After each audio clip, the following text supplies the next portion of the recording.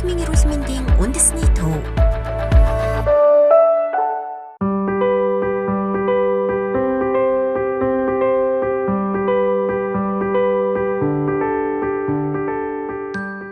Сайн байцгаана уу?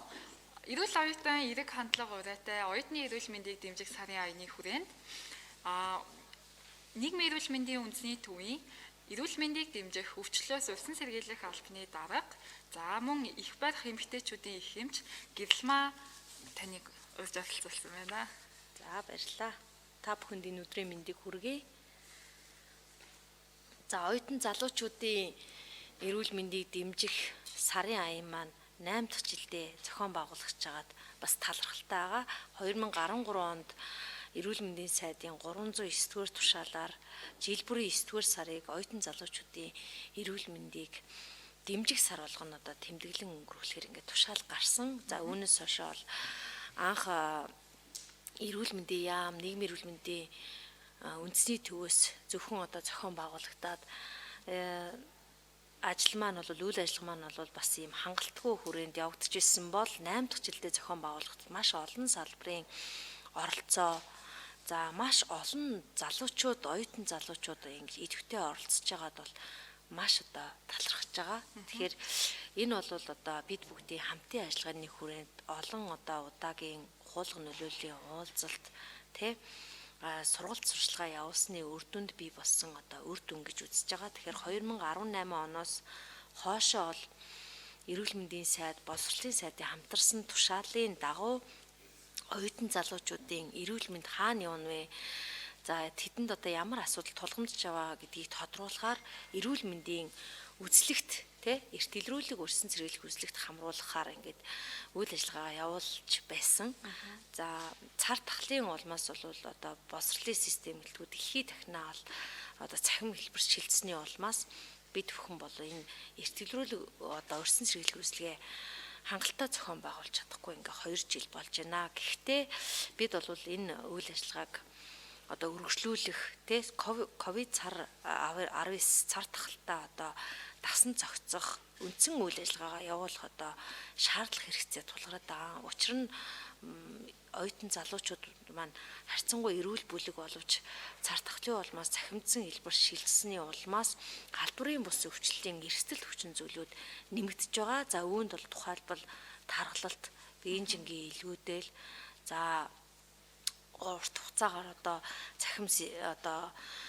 цахим хэлбэр шилжснээс дэлгэцийн донтолт за түүнээс үүсэлтэй одоо бие биетэйгээ уулзахгүй улмаас одоо сэтгэл зүйн тулгамдсан асуудлууд бол ихсэж байгаа нь одоо бид бүхэнд хандж байгаа. Тэр оюутан залуучууд болоод энэ дэлхийд дахины статистик үзүүлэлтүүд бол харуулж байгаа юм. Тэгэхээр бид бүхэн одоо энэ харьцангуй залуу эрүүл энэ бүлгээ харьцангуй залуу эрүүл чигээрэн хадгалаад харьцангуй эрүүл Монгол хүн насанд хүрсэн хүнийг бүтээх ёстой. Тэгэхээр аль болох одоо залуу наснаас нь эрүүл мэндэд анхаарал одоо хандуулж чадвал төдий чинээ амьдралын чанар нэмэгдэж одоо амьдралын эрүүл хэв маяг одоо дадал хөвшил болж өсөх ёстой. Тэгэхээр бид аль болох одоо бага залуу наснаас ялангуяа одоо өсвөр үе залуучуудаа ингээд амьдралын эрүүл хэв маягт одоо суралцуулахаар сургалт сурчлагаа хийгээ явж байгаа нь бас талархав ш та.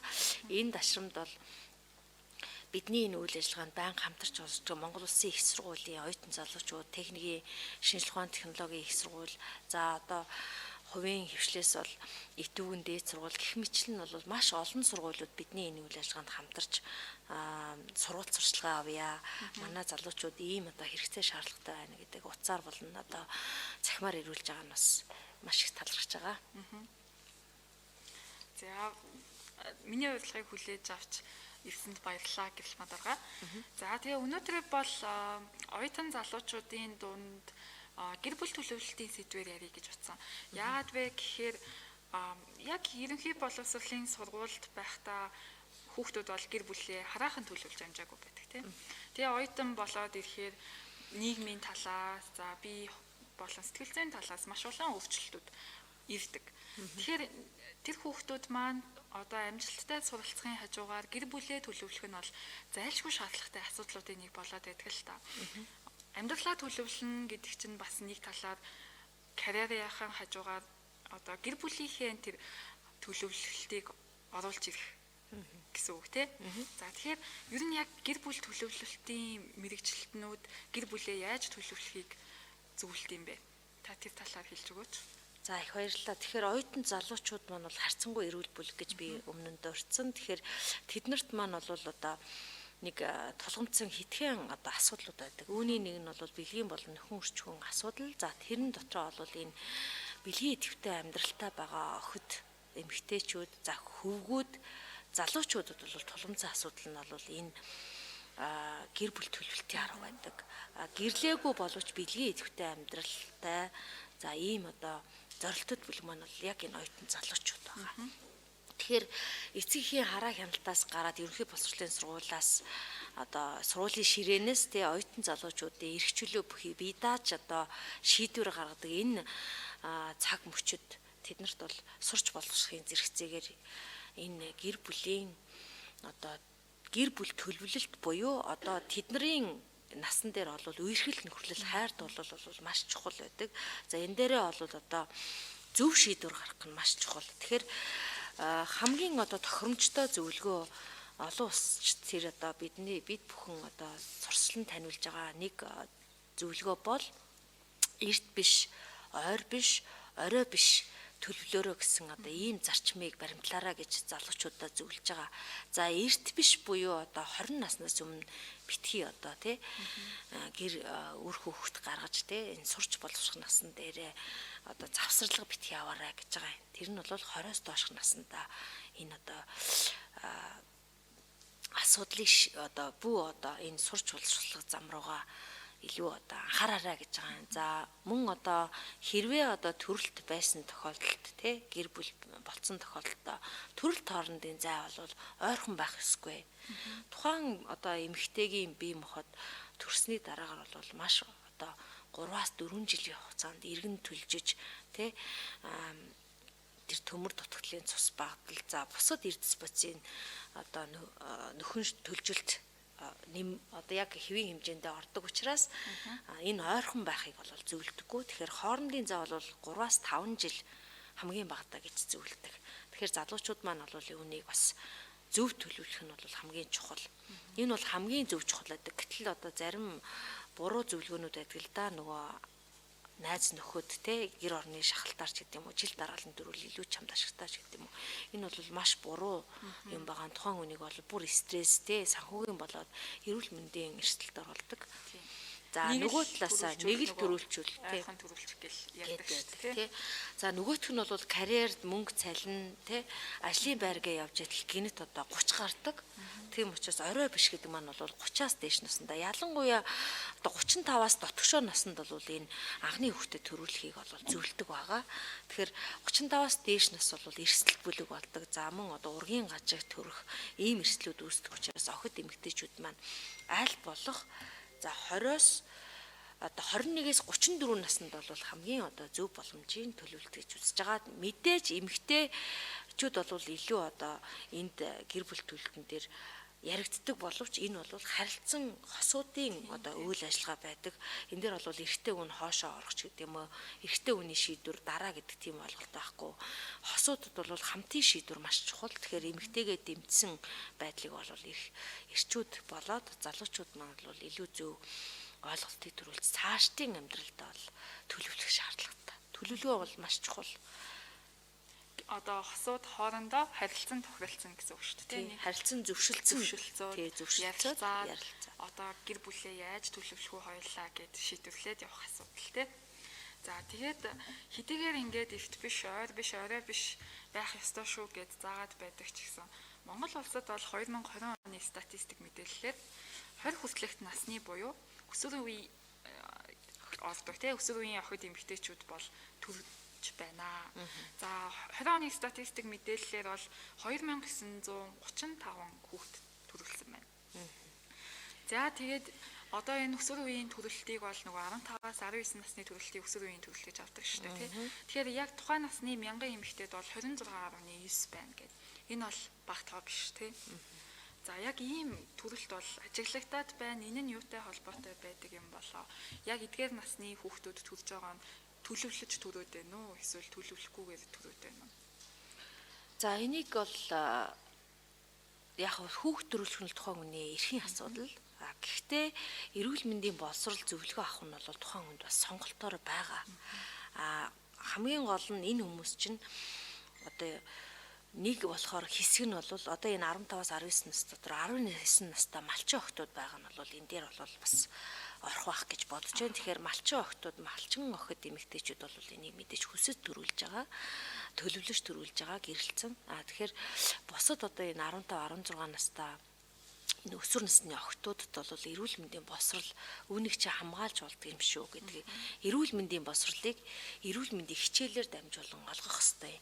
Эрүүл мэндийн хичээлээр дамжуулан олгох нь чанартай хүртээмжтэй эдийн засгийн одоо хараа одоо ядуу буруу орнууд бол хамгийн одоо тохиромжтой хэлбэр гэж үздэг. Тийм ч учраас одоо дэлхийд дахна бол бага суур одоо сургуулийн боловсрол дээр бол энэ эрүүл мэндийн боловсролыг бол бие даасан хэлбэрээр олон цагаар бол оруулдаг.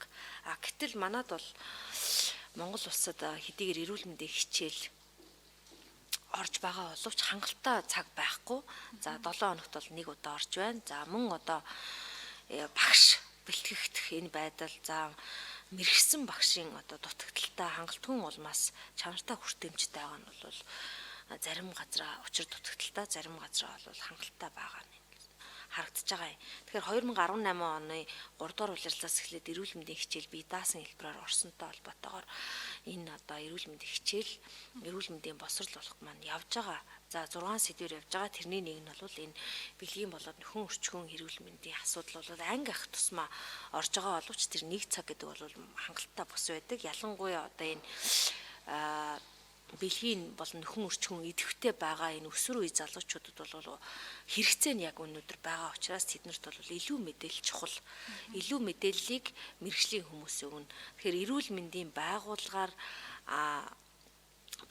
эмч мэрэгчлэтнүүд эрүүл мэндийн хичээл заагч багш нарыг чадварчуулах ёстой. Түүнээс биш эрүүл мэндийн одоо эмч мэрэгчлэтнүүд хичээл заах одоо тийм арга зүй эзэмшээгүй учраас хүүхдэд бол хичээл зааж чадахгүй. Харин тэднэрт хичээл заадаг багш нарыг мэрэгжил арга зүйн дэмжлэг үзүүлэхэд бол жил бүр одоо 2-оос доошгүй удаа оролцох ёстой. За нөгөө талаасаа энэ өсвөр насны охтууд маань төрөл дээр дуусж гин гэдэг бол нөгөө хүсээгүй жирэмслэлтийг таслах хугацаа одоо дууссантай холбоотойгоор ялцж байхгүй төрж байгаа ийм тохиолдлууд бол цөөнгүй байгаа. За тэгээ та бас сая хүсээгүй жирэмслэлт гэдээ дурдлаа тий. Тэгэхээр бид нар одоо яг тухайн эмэгтэйг яагаад хүсээгүй жирэмслэлт гэж юу нэглээд байт юм бэ тий. Бас үр хүндрэлтөөр тодорхойлогддог учраас хүсээгүй жирэмслэлт гэж нэглээд байна уу? Эсвэл төлөвлөөгүй жирэмслэлт бүрийг л юу хүсээгүй жирэмслэлт гэж нэглээд байна уу? Та энэ талаар хэлж өгөөч. За хүсээгүй жирэмслэлтийн үр дүн нь бол үр хүндлэлтээр дуусдаг. За үр хүндлэлтийн хугацаа бол нөгөө хугацаатай манай эрүүл мэндийн яамны одоо журмаар одоо үр хүндэх хугацаа гэж байдаг. За тэрнээс цаашаа тэр хугацаа өнгөрөөд ялтж байхгүй тэр хүүхдээ төрүүлж авах нь төлөвлөг хүүхэд гэж үзэж байгаа юм. За тэгээ хүсээгүй жирэмслэлтийг одоо үр дүн нь бол үр хүндлэлт байдаг. Гэхдээ анх удаага үр хүндүүлж байгаа охтууд маань эрүүл мэндийн боловсрол, эрүүл мэндийн зөвлөгөө хангалттай аваагүй болоос давтан үр хүндлэлтэнд орох нь бол элбэг байдаг. Тийм учраас анханасаа энэ хүмүүс бол одоо хүсээгүй жирэмслэлт буюу төлөвлөөгүй тэр асуудлыг шийдэхдээ энэ гэр бүл төлөвлөлтийн аргыг бол эзэмших ёстой юм аа. За гэр бүл төлөвлөлт гэхээр заавалчгүй гэрэлсэн хүмүүс байдаг юм биш л дээ. Энэ бол хүн бүхэнд одоо хамаатай ялангуяа оюутан залуучуудад гэрлээгүй боловч тэдний одоо бэлгийн амьдралд хэрэгцээтэй учраас энэ гэр бүл төлөвлөлтийн аргыг эзэмших хэрэгтэй. Энэ мэдлэгээ дадал болгох ёстой. Ялангуяа энэ оюутан залуучууд бол төр хугацааны аргыг одоо маш сайн одоо эзэмшчихвэл энэ алдаа буюу зарим хүмүүсийн хувьд бол алдаа гэж үздэг. Гэхдээ энэ хүсээгүй жирэмслэлтээр төсөж байгаа энэ асуудлыг бол цэцлэх, шийдэх боломж нь бол байгаа гэж үзэж болно. За тэгэхээр гэр бүлээ яг төлөвлөхийн тулд ямар эм хэрэглэх боломжтой байдаг вэ? За дэлхийд дахинд бол 35 арга байна. 35 одоо төр болоод урт хугацааны аргууд байна. За тэрэн дотроос одоо манай Монгол улсад нэвтрүүлээд хэрэгжүүлж байгаа бол 17 арга хэрэгсэл байна. За одоогийн байдлаар бол энэ гэрлээгүй мөртлөө дотн харилцаанд орсон залуучуудад санал болгох гээд би түрүү хэллээ тий. Түр хугацааны арга буюу одоо яг тухайн момент бэлгийн харилцаанд орохдоо хэрэглэх аргууд маань түр хугацааны арга гэж орж байгаа юм. Хаалтын хэлбэрүүд орно. За хамгийн олдот сайтай хямдхан санхүүгийн одоо дарамт шалтанд оролдоггүй тэр арга маань бол бэлгэвчийн хэрэглээ. За тэрнээс өмнө бол одоо твчих аргыг бол санал болгох хэрэгтэй.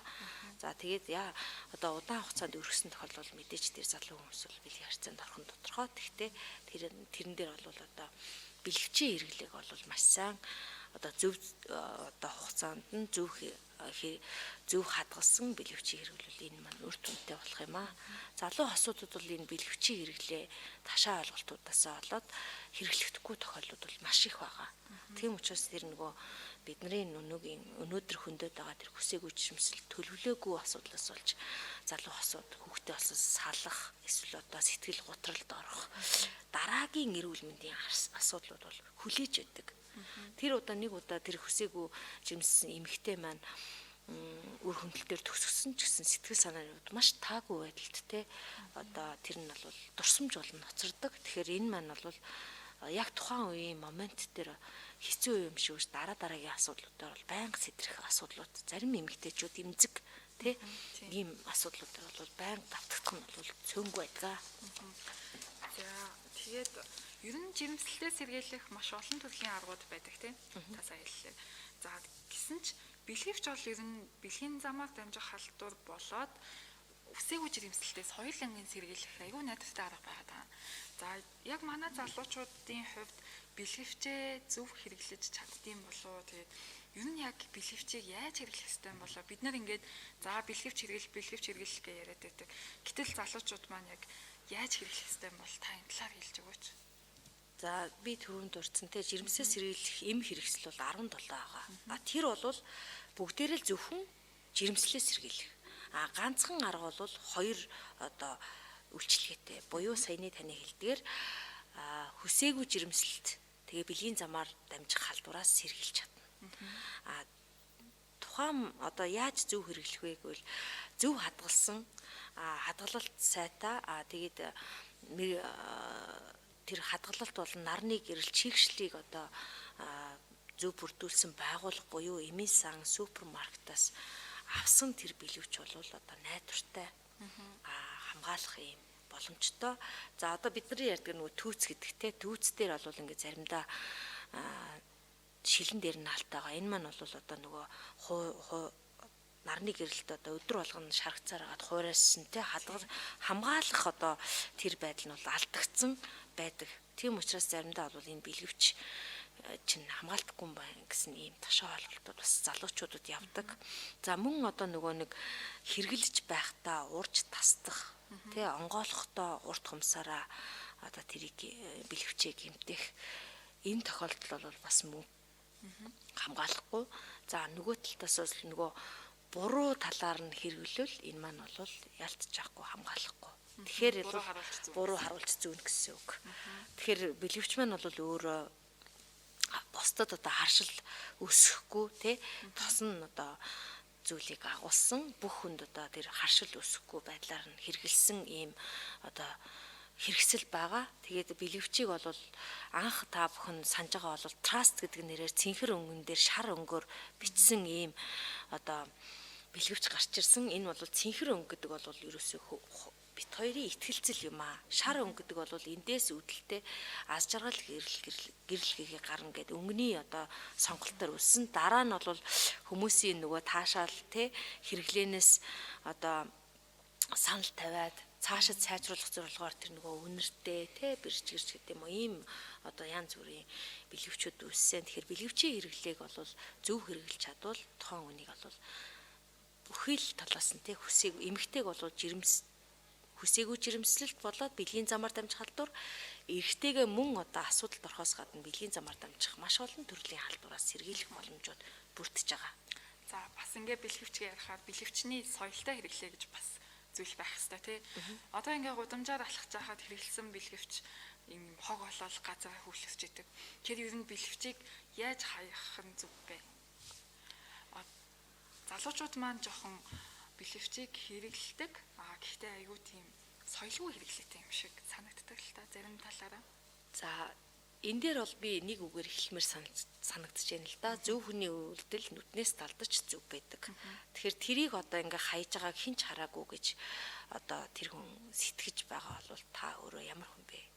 Нэгдүгээрт бол тэр өөртөө дүгнэлт хийх ёстой. Хоёрдугаарт бол тэр одоо бэлгийн харьцаа буюу тэр дотн харьцаа үүсгэсэн хүмүүсийн бие биеэ хүндлэл хаана явж байна вэ гэдэг дээр бас аюу сайн хосууд буюу тэр хүмүүс маань одоо дүгнэлт хийгээсэй гэж залуучуудаа хэлмээр байна. Гуравдугаарт бол бэлгэвчийн зөв одоо хэрэглээ маань зөв одоо хаях тий тэрийг одоо тухайн моментод ашигласан тэр хэрэгслээ зөв хаях нь бол тухайн хүний соёлоос хамаарч байгаа. Тэгэхээр амыг нь боогоод одоо зориултын хогийн савнд хийх нь бол маш одоо зөв үйлдэл гэж үзэж болно. За тэгээд зарим нь бол одоо уяаг нь хаагаагүй те ингээд газар хаях нь бол тухайн тэр газрын бохирдол те эрүүл ахуйд бол маш хортогоор нөлөөлдөг. Тэрний дараагаар өөр бусад одоо өсвөр насны залуучууд ирж тэнд суун те одоо цэцэрлэг төрөлмж гэдэг юм уу те ингээд өөр газар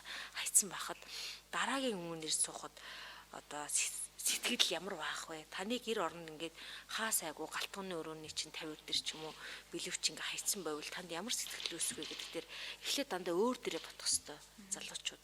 Би энийг хийвэл яах вэ? Намааг ирээд ингээд суухад энэ дэр ийм бэлэвч ингээд миний сууха сандал дээр одоо бэлэвч хайцсан байвал яах вэ гэдэг дээр заавалчгүй өөрөөрөө төсөөлөх хэвээр. Тэгэхээр аливаа нэг соёлыг хүнийг өөрчлөё гэж одоо бид нар маш их ярьдаг.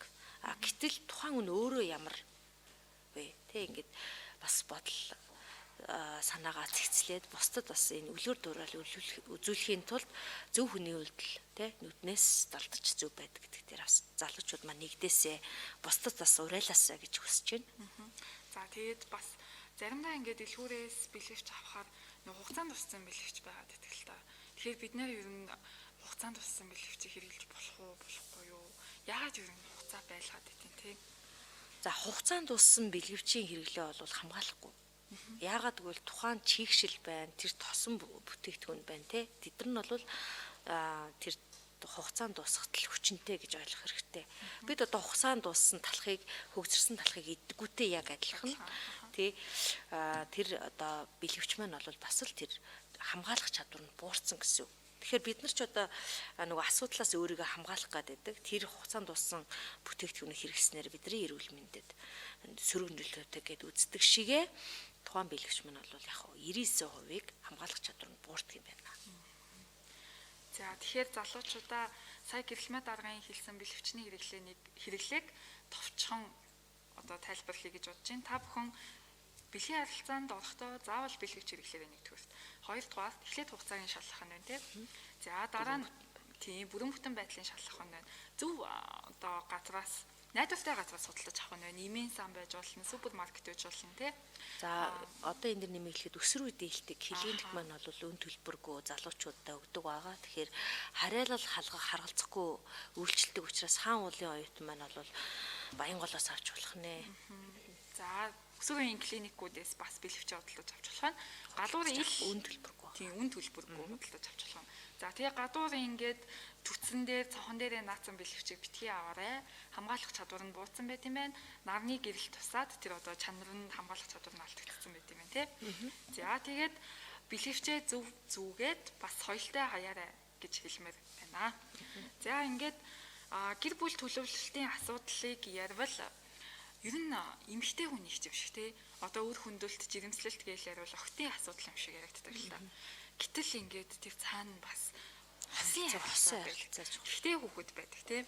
Тэгэхээр энэ та эцэг эхчүүдэд зориулаад хүүхдийнхээ боловсролд анхаараарай гэдэг нэг сайхан уриалаач гэж хүсмээр байна. За баярлалаа. Тэгэхээр манай монголчууд бол маш сайхан одоо уламжлалт зан заншилтай. Энэ үүн дээр бол одоо нэгдүгээрт бол одоо үнэнч байх, гэр бүлээс гадуур харилцааг бол одоо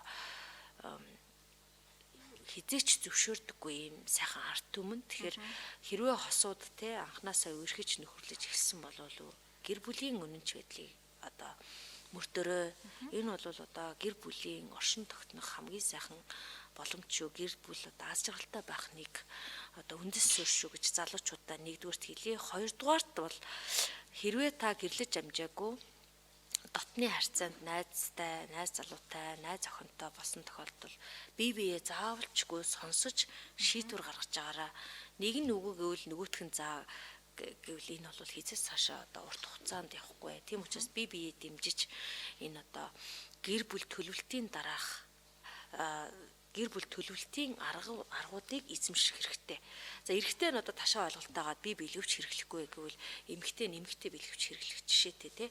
Ингээ бие биегээ хүндэтгсэн байдлаар одоо залуучууд маа хандаасаа гэж хүсэж байна. Гуравдугаарт бол хэрвээ та үр хүүхдтэй болсон бол хариуцлага өргөх ёстой. Тэ сайн аав болж чадаараа, сайн нөхөр болж чадаараа гэж залуучуудаа уриалъя. Мөн одоо хорт зуршлаас татгал зараа. За судалгаагаар арх согтуурлах үедээ хэрэгэлсэн үедээ бэлгийн харьцаа, тохиолдлын бэлгийн харьцаанд орсон одоо хувь нь бол 50-аас дээш хувь гэд гарч ирсэн байдаг. Тэгэхээр арх согтуурлах ундаа мансуурлах бодис хэрэгэлсэн тохиолдолд айл болох одоо энэ тохиолдлын бэлгийн хавталд орохоос зайлсхийх хэрэгтэй залуучууд. Ялангуяа одоо энэ өсвөр насны охид эмэгтэйчүүд бол энэ дээр дэлхийн дахнаас суурилсан эрүүл мэндийн зан үйлийн судалгаа гэдэг дээр бол гарч ирсэн байгаа. Тэгэхээр энэ дээр бол одоо анхаарах хэрэгтэй. Хоёрдугаарт нь бол эцэг эхчүүд үр хүүхдүүдтэйгээ өсвөр насны охид хөвгүүдтэйгээ ярилцах хэрэгтэй. Судалгаагаар бас 5 хүүхдийн нэг нь л одоо эцэг эхтэйгээ энэ талаар ярилцдаг. 4 нь одоо хаанаас ч бүх мэдээлэл авдаг гэсэн байгаа. Тэгэхээр эцэг эхчүүд хүүхдүүдтэйгээ одоо хаана босох хоорондоо одоо найз нөхдийн хүрээнд өөрсдөө залуу байсан, оюутан байсан, өсвөр байсан учраас хүүхдүүдэд одоо дэмжиж тэднийг сонсох нь бол маш чухал байдаг. Найз нөхдийн хүрээнээс бол ярилцах хэрэгтэй гэж бас зөвлөе. Тэгээд дараагийн нэг зөвлөмж маань бол хэрвээ та одоо удаан хугацаанд өрхөөгөө дөнгөж одоо өрхөж эхэлж байгаа бол энэ дотн харилцаанд орохоос зайлсхийх хэрэгтэй. Үгүй гэж хэлэх нь бол маш олон эрсдэл, эрүүл мэндийн асуудлаас бол таныг аварнаа. За хайргүй гэж бодох үедээ, хаягдах үедээ гэж бодсноосоо болоод одоо энэ бэлгийн харьцаанд орсон охтууд маань бол хохирч үлддэг, асуудал үүсгдэг учраас энэ тал дээр бол үгүй гэж хэлэх нь одоо маш одоо зөв хариулт юм. Цагаан олсон үгүй гэж хариулт маань бол олон зүйлийг өөрийг чинь бол аварна гэж үздэг. Тэгэхээр үгүй гэж хэлж байгаа сонссон залуучууд харин ч эсрэг ирээ хүндлээд энэ ч одоо бодох ёстой асуудал нэг шүү, тулах ёсгүй юм байна, хүндлэл хэрэгтэй байна гэдгийг бол хэрвээ тантай урт хугацаанд үерхэд гэрлээ гэж бодож байгаа залуучууд бол ийм үүнийг бол хүлээн зөвшөөрдөг. Уурлаад бухимдаад буруу хандлага гаргаж ивэл энэ нь танд бол хань нийжил болохгүй, таныг бол үл хүндэтгсэн байгаа гэдгийг бол та тэр дор мэдэх боломжтой. Тийм учраас бол энэ төвчих аргыг бол сонгоосоо гэж залуучуудаа хүсэж байна. За тэгээд хамгийн одоо зөв цагтаа эрт биш тий орой биш ойрхон биш одоо энэ гэр бүл төлөлтийн арга бол бүх хүүхдүүдэд хамаатай юм аа. Ялангуяа энэ боловсрч байгаа ихтэй сургууль дээр карьер одоо тий амжилтын манлаа бол эрүүл мэнд юм. Тийм учраас та анхны хүүхдээ үр хөндөл дээр тусгасан бол бүх зүйл таны гарт байлаа ч гэсэн одоо тий үр шилжүүлэн суулгах асуудлыг ч одоо эрүүлж байгааг хэн ч мэдэх одоо боломжгүй. Тийм учраас ялангуяа энэ эрсдлүүдээс өөрийгөө хамгаалахын тулд анханасаа л зөв шийдвэрийг гаргах ёстой гэж залуучуудаа хэлээ. Тэгээд энэ бол айдас биш юм. Энэ бол одоо алдаа биш юм. Гэхдээ бол энийг хүн болгон мэдэх ёстой. Энийг хэлж өгч байгаа гэдэг бол хамгийн одоо сайхан одоо ирээдүйд таныг хүсч мөрөөдөж байгаа тэр итгэлцэл дээр эрүүл мэнд нэмэх нь эрхэм баян болж байгаа. Тэгэхээр залуучуудаа бас эрүүлийн сайн сайхныг хүсээд амжилт хүсье гэж бодож байна. За баярлалаа. Тэгэхээр өнөөдрийн подкастаараа бид гэр бүл төлөвлөлтийн талаар ярилцлаа. Өнөөдрийн манай зочинд их барих эмэгтэйчүүдийн их хэмж, за нийгмийн эрүүл мэндийн үндэсний төвийн эрүүл мэндийг дэмжих өвчлөөс урьдчилан сэргийлэх албаны дарга гэрэл маа оролцлоо. За цаг заваа зохицуулан бидний подкастт оролцсонд баярлалаа. Энэ подкастаараа бид нар гэр бүл төлөвлөлтийн талаар за бэлгэвч хэрэглэх, твчих арга, за тэгээд мөн урт хугацааны бэлгийн амьдралтай за энэ хүнтэйгээ сууна гэж бодож байгаа бол эмчийн зааврын дагуу жирэмслэлтэй сэргийлэх юм хэрэгслээ сонгож хэрэглээрэй гэдэг ийм үндсэн мэдээллүүдийг бол өглөө. За баярлалаа. За баярлалаа. Та бүхний ажилд амжилт хүсье. За баярлалаа. Нийгмийн эрүүл мэндийн үндэсний төв.